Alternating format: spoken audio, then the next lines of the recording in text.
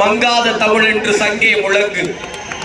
எங்கள் பகைவர் எங்கோ மறைந்த இங்குள்ள தமிழர் ஒன்றாதல் கண்டேங்கிற பாரதிதாசனுடைய வரிகளை நேர்ல பாக்குறதுக்கு ரொம்ப மகிழ்ச்சியா இருக்கு.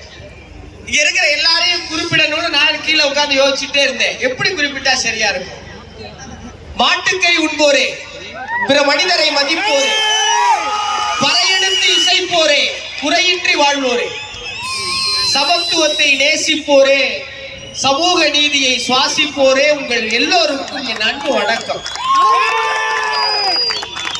இந்த நீலம் பண்பாட்டு மையம் நடத்துற 6வது ஆண்டு நிகழ்வு.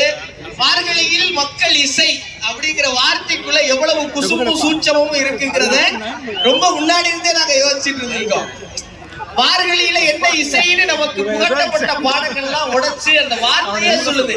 மார்கழி ஆனாலும் சரி, கார்த்திகை ஆனாலும் சரி, மக்களுக்கு இசைங்கிற இசைய அப்படிங்கிற ஒரு தலைப்புல நீளம்ங்கிறது என்னன்னா ஒண்ணு கிடையாது. ஏன் நீளத்தை நம்ம முன்னிறுத்துறோம்னா, இந்த வானம்ங்கிற நீல நிறம் இருக்குல்ல, அது கடலுங்கிற வெறும் பரப்பு நிறமற்று இருந்தாலும் அதை தன்மயப்படுத்தி அதையும் அரசியல் படுத்தி தன்னுடையதாக்குதுல்ல, அதைத்தான் இங்க செஞ்சுக்கிட்டு இருக்கோம். பண்பாடுங்கிற வார்த்தைக்கு அர்த்தம் என்ன சொல்றாங்கன்னா, பண்படுவதுதான் பண்பாடு. இவ்வளவு மக்களையும் பண்படுத்துவதற்காக ரஞ்சித் அவர்கள் இவ்வளவு காலம் உழைத்த உழைப்பின் வெளிப்பாடாக இதை பார்க்கிறேன்.